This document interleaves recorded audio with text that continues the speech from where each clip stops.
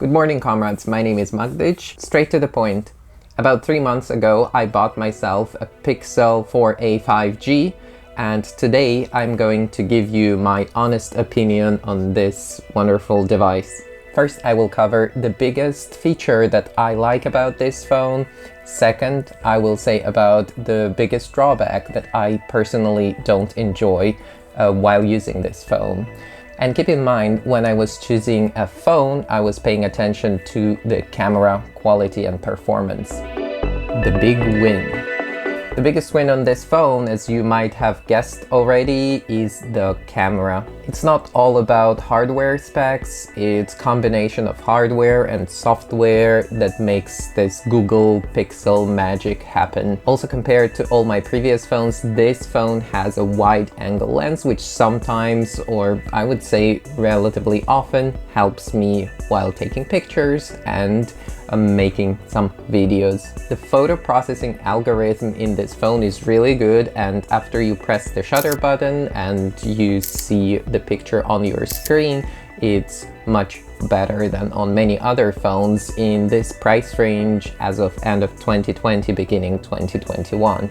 On top of that, this phone is capable of shooting 4K video in 60 FPS and 1K video in 240 FPS, which can be done as a slow-mo without sound. It will definitely not be as good as any DSLR camera, but definitely good enough for your home use. Check out the links below. There are videos that I was shooting entirely on this phone. Too much Google. Now moving on to the biggest flop of this phone, and it's only personal opinions. Some people might enjoy those features that I will be describing here. First, and probably the most annoying part of the UI in Google Pixel is the back button. There are only two options that you can choose: the back button on the side of the phone, of the screen, and on the bottom the physical keys that you can press actually to go back. On OnePlus that I was using before, there is a third option where you can move all the gestures down to the bottom of your phone and basically control it out there, not up here where I usually edit my photos. And yes, it's a problem just maybe for me, not for many other people, but it's very annoying when I'm editing my photos in Snapseed or Lightroom and accidentally pull that back button and reset all of my edit. That is very annoying, very frustrating. Another drawback about the UI is there is too much Google. I understand it's a Google phone, there is a Google search, and there is also a Google Assistant right on your screen, which cannot be moved, deleted, or changed to a different search engine. There is also that weather application on the top that also cannot be removed. I usually use the big clock there just to unlock the phone and see the time. Also probably a calendar at the bottom, but on Google Pixel 4a 5G cannot be changed. It's just one thing, cannot be even moved or deleted. That is a little bit annoying for me because all of my previous phones were able to do that, were able to change those widgets. Okay, now that I covered all the main pros and cons, I will move on to smaller ones that I think are also very important. I will give 3 cons and 3 pros that I think are the most important for this phone.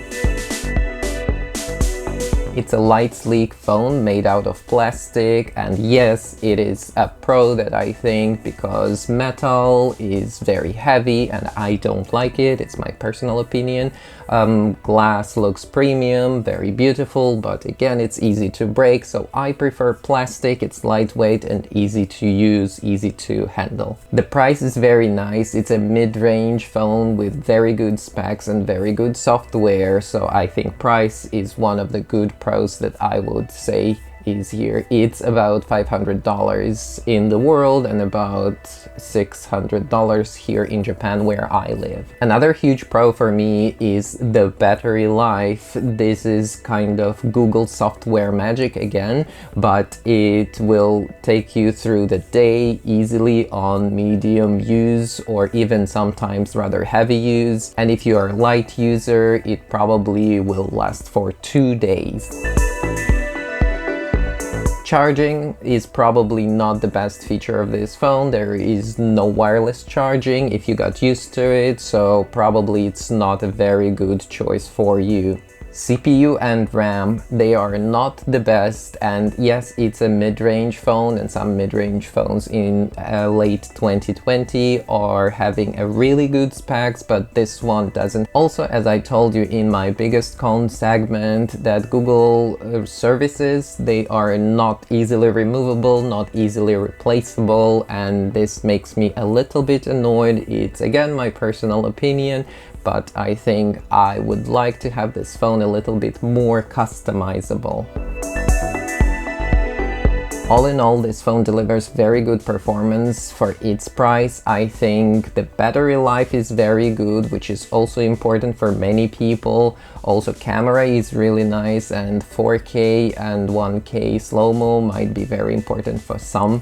So I really recommend for mid-range users who are emphasizing camera use, this phone will be really good for you and you will enjoy using it. But again, it is not very customizable as I would like it to be, as my OnePlus was before. So yes, there are few drawbacks about this phone.